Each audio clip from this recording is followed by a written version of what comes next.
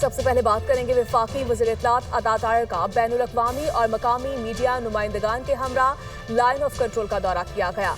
वज़ारत इत्तलात ने मीडिया के नुमाइंदगान के दौरा में सहूलत फराहम की। दौरे का मकसद भारत की जानिब से फैलाए गए झूठे और बेबुनियाद प्रोपेगेंडे को बेनकाब करना था। भारतीय प्रोपेगेंडे को बेनकाब करने के लिए ज़मीनी हक़ाइक़ मीडिया के सामने पेश किए गए। वफाकी वज़ीर इत्तलात अता ताहिर का कहना था कि भारत की जानिब से बारहा पाकिस्तान के खिलाफ बेबुनियाद इल्ज़ामात लगाए गए। आज हमने आलमी और मुल्की मीडिया के सामने तमाम हक़ाइक़ रख दिए हैं। जो मुकामात भारत अख़याली दहशतगर्द कैंप्स करार देता रहा वो दरअसल आम शहरी आबादी के इलाके हैं।